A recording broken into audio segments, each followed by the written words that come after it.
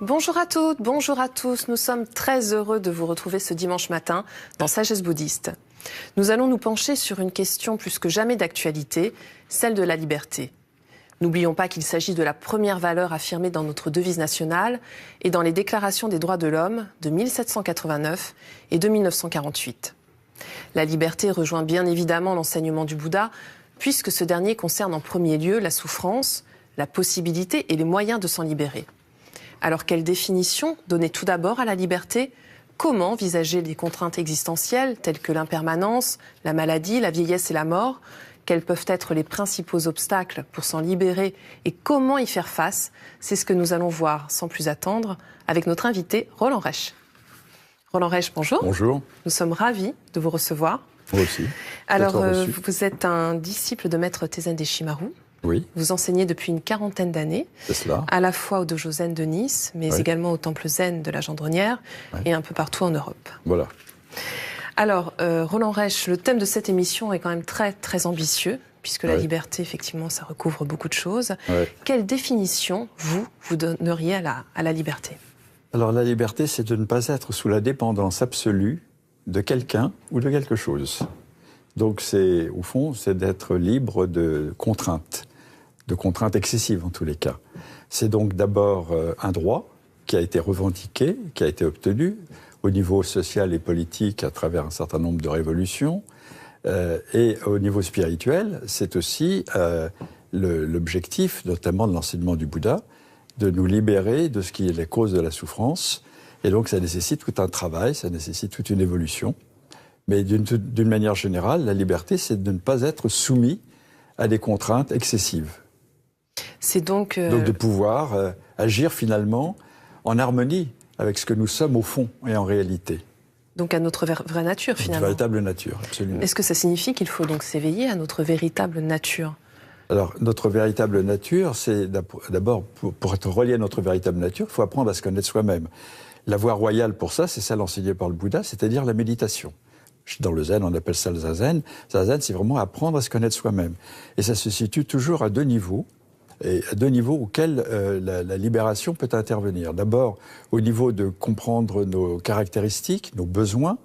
Et à ce niveau-là, si on ne comprend pas ses besoins, si on ne sait pas ce dont on a besoin, on ne sait pas comment s'orienter dans la vie, on ne sait pas comment choisir.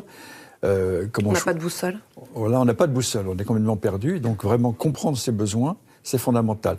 Mais il y a un besoin plus fondamental que les besoins ordinaires, c'est un besoin d'éveil spirituel. Et ça, souvent, il est méconnu. Donc il y a besoin vraiment d'une pratique de méditation qui nous mette en contact avec ce besoin et qui nous permette de le satisfaire. Alors on imagine que ce n'est pas toujours évident. Quels sont les principaux obstacles, justement ?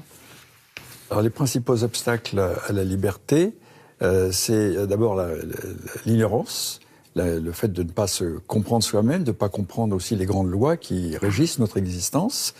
C'est le fait d'être attaché à beaucoup trop d'objets de désir qui finalement s'avèrent non satisfaisants, plutôt décevants. On passe beaucoup de temps dans la vie à poursuivre toutes sortes de désirs sans avoir vraiment détecté au fond quel est notre désir fondamental. De plus, avoir beaucoup de désirs, ça implique beaucoup de contraintes pour essayer de les satisfaire. On se heurte à des obstacles et ces obstacles nous provoquent de la colère, de la haine parce qu'on n'arrive pas à ce que l'on veut obtenir. Bref, on est dépendant d'avoir quelque chose. Et ça, c'est extrêmement douloureux, alors qu'au fond, notre véritable liberté dépend de notre qualité d'être. Et notre qualité d'être dépend vraiment de la connaissance de soi, et surtout de la connaissance de soi à un niveau plus profond que ce que l'on a l'habitude de comprendre quand on parle de connaissance de soi, c'est-à-dire la véritable nature de notre existence, qui est, que l'on découvre en pratiquant la méditation, qui est au fond que notre propre existence est sans substance fixe, est complètement impermanente et interdépendante de tout l'environnement dans lequel nous vivons.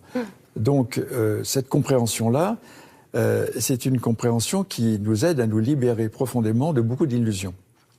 Alors effectivement, ces illusions existent, vous parliez aussi du désir, donc beaucoup de souffrances sont attachées à ces illusions. Oui. Comment est-ce qu'on peut s'en libérer plus précisément, hormis la méditation? Est-ce qu'il y a d'autres choses? Oui, alors il y a bien sûr, l'enseignement du Bouddha est extrêmement varié, mais il y a en particulier, par exemple, les préceptes. Les préceptes sont des recommandations du Bouddha pour nous apprendre à vivre d'une manière harmonieuse. Est-ce que vous pouvez nous les rappeler? Oui, alors par exemple, le premier précepte, c'est de ne pas tuer, ne pas ôter la vie, mais au contraire, finalement, nous, dans le Zen, on a tendance à le prendre positivement, c'est-à-dire protéger toute vie, ne pas voler, c'est-à-dire ne pas prendre ce qui ne nous a pas été donné ou ce qui ne nous appartient pas. Et à l'inverse, ça va être positivement de pratiquer le don, le partage, la générosité, le don. Ensuite, c'est ne pas mentir. Ne pas mentir, c'est aussi être authentique, c'est-à-dire ne pas prétendre être autre que ce que nous sommes, essayer d'être sincère, vraiment. Ne pas s'intoxiquer. L'intoxication est vraiment un obstacle fondamental à la liberté. Quand on devient dépendant de substances plus ou moins toxiques, que ce soit de l'alcool ou autre, on n'est pas libre du tout. Voilà, ce sont les principaux préceptes.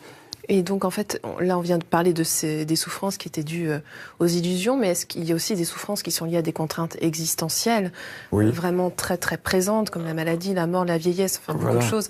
Ouais. Est-ce que vous pouvez nous en parler, Roland Oui, Reich? alors, d'ailleurs, ce sont les premières contraintes auxquelles le Bouddha faisait allusion. Il disait, à partir du moment où on est né, on s'expose à l'impermanence, donc à la maladie, à la vieillesse et à la mort. On s'expose aussi à ne pas pouvoir obtenir ce que l'on désire, toujours, à ne pas pouvoir garder ce que l'on aime, et ne pas pouvoir éviter ce qui nous déplaît. Mais les contraintes existentielles, c'est surtout lié à l'impermanence, c'est-à-dire on ne peut pas éviter d'être malade, de vieillir et de mourir. Alors par rapport à ça, évidemment, la pratique de la voie du Bouddha ne permet pas de supprimer ces contraintes. C'est pour ça qu'on appelle ça des contraintes. Mais par contre, on peut changer notre attitude vis-à-vis de ces contraintes. Au lieu de se révolter contre l'impermanence, on peut apprendre, au contraire, à s'harmoniser avec elle en apprenant le lâcher-prise. Et le lâcher-prise... Comment fait-on, Roland Reich? Alors, c'est à travers, justement, la pratique de Zazen est un entraînement au lâcher-prise. C'est-à-dire qu'en Zazen, nous arrive toutes sortes de pensées, de désirs, de peurs, parfois d'émotions. Et on remarque que ça a très vite tendance à nous envahir l'esprit, à nous prendre la tête, comme on dit. Et on devient dépendant de ces pensées, ou de ces désirs, ou de ces imaginations. En Zazen, le principe de base, c'est de revenir constamment à l'attention au corps, à l'attention à la respiration. Et à chaque fois qu'on revient à l'attention à la conscience du corps, qu'on revient à l'attention à être un avec sa respiration, se produit automatiquement un lâcher-prise qui n'implique pas de lutter mentalement contre une pensée, un désir, mais simplement par le fait de se recentrer. Ici et maintenant. L'attention au corps nous ramène ici. L'attention à la respiration nous ramène à l'instant présent. Or, ce qui nous prive souvent de notre liberté, c'est que nous sommes dépendants de toute notre histoire passée. Il y a le karma dans le bouddhisme, il y a aussi, en psychologie, il y a tout ce que nous avons reçu depuis notre enfance, comme traumatisme, comme conflits divers, qui se sont imprimés en nous et nous entraînent à avoir toujours un peu la répétition des mêmes réactions, des mêmes attitudes, et qui nous empêchent d'être créatifs dans notre vie, parce que nous sommes dépendants des conditionnements liés à notre histoire. C'est le passé. Vraiment, la pratique du zen, c'est apprendre à être ici et maintenant. Et on l'apprend notamment dans la méditation, parce que on remarque ce qui se passe dans notre esprit, et tout de suite, on lâche prise et on revient au corps et à la respiration. Donc c'est un entraînement. Il faut vraiment un entraînement. C'est presque un entraînement sportif. Il faut vraiment s'exercer. Ça nécessite une véritable discipline. Oui, parce que il y a aussi un empêchement à la liberté, ce sont les habitudes. On parle toujours des désirs, des aversions, de l'ignorance, comme des poisons de l'esprit, mais il y a un poison beaucoup plus subtil, c'est l'habitude. On ne se rend pas compte, mais on est dépendant de ces habitudes. Et ça nous restreint complètement notre vie. On vit dans une espèce de carcan sans même s'en apercevoir. On va suivre toujours le même chemin, on va avoir toujours le même type de pensée, le même genre de fonctionnement. Et on perd vraiment en créativité. Alors, prendre conscience de nos habitudes, se rendre compte que les habitudes, certaines sont favorables. Quand on sait conduire une voiture, c'est beaucoup plus facile que quand on est débutant. Donc l'habitude, ça facilite. Mais aussi, on risque de fonctionner machinalement. Et le zen, c'est de nous apprendre à être vraiment vivant, c'est-à-dire être ici et maintenant. Alors, pour en revenir à la liberté, moi, j'aimerais qu'on évoque aussi cette notion de responsabilité, puisque c'est selon moi un couple qui est absolument... Enfin, c'est indissociable, la liberté et la responsabilité. Oui, qu'est-ce que vous en pensez, Roland Reich ? D'ailleurs, si on considère que quelqu'un n'est pas libre, on va dire qu'il n'est pas responsable. Par exemple, un aliéné mental, un fou, il n'est pas libre parce qu'il est sous le coup d'un certain nombre de pulsions dont il n'a aucune maîtrise. Dans ce cas-là, on va dire, on ne le condamnera pas. On dira, il est malade, il faut le soigner. Il n'est pas responsable, parce qu'il n'est pas libre. Donc la liberté, c'est vraiment ce qui conditionne la responsabilité. Et la responsabilité, ça veut dire qu'on va être tenu responsable de ce que l'on a fait ou ce que l'on a dit, c'est-à-dire qu'on doit devoir en assumer les conséquences. Non seulement assumer des conséquences, mais aussi assumer la réparation par rapport à ces conséquences. Si on a blessé quelqu'un, on va devoir réparer cette blessure. Compensation, dédommagement, excuses, repentir, etc. Donc il faut aussi, dans la notion de responsabilité, c'est dire nous sommes l'auteur de nos actes, de nos paroles, et donc on doit en assumer toutes les conséquences et réparer les conséquences si elles ont causé de la souffrance aux autres. Alors, une dernière question, mais elle nécessiterait en fait une émission entière, c'est sur les pièges justement que l'on peut rencontrer sur cette voie. Est-ce que vous pouvez nous résumer un petit peu ces principaux pièges? Bien sûr. Donc, les pièges sur la voie, c'est le fait qu'on est dans une voie de libération, mais dans la façon de pratiquer cette voie, on peut se piéger soi-même. Par exemple, on prend conscience de la vacuité. C'est l'enseignement fondamental du Bouddha. C'est-à-dire de la non-substance de notre ego et de tous nos objets d'attachement. Mais si on est trop attaché à la vacuité, si on a une vision unilatérale de la vacuité, on va la comprendre comme pur néant. Et on va tendance à être nihiliste. Donc plus rien n'a de sens, plus rien n'a de valeur. À la limite, on peut faire n'importe quoi, tout est vacuité. Alors qu'en fait, la vacuité signifie interdépendance, ce qui est très différent. Parce que dans l'interdépendance, ça implique justement la responsabilité. Tout ce que l'on va faire, tout ce que l'on va dire, va avoir des conséquences à travers l'interdépendance. Et donc, la responsabilité, c'est aussi de se rendre compte que même sur des choses très simples comme notre façon de consommer, a des répercussions à l'échelle planétaire. Et donc, être responsable, c'est se rendre compte des conséquences de tous nos actes. Voilà, que nos actes ont des conséquences.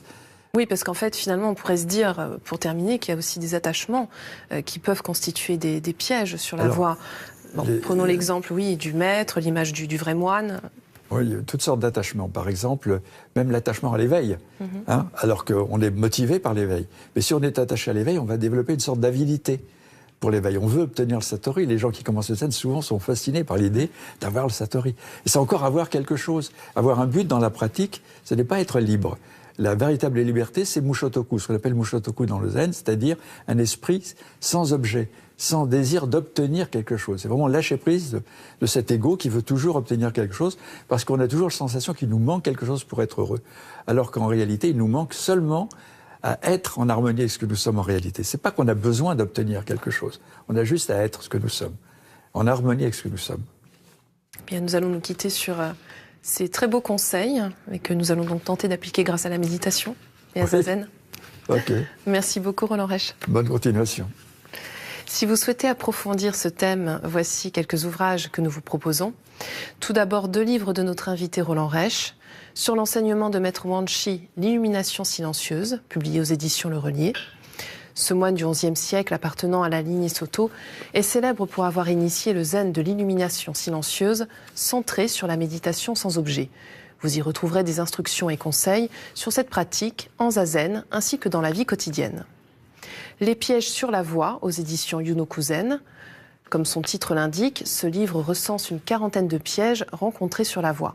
Cet ouvrage est destiné à tous, du débutant au moine ou à la nonne qui pratique la voie depuis de nombreuses années. Et enfin, de Marc de Smet, Retrouver l'esprit de la méditation, aux éditions Le Relier. C'est la fin de cette émission. Vous pouvez la revoir toute la semaine sur France TV, le service vidéo de France Télévisions. Nous vous souhaitons un très, très beau dimanche.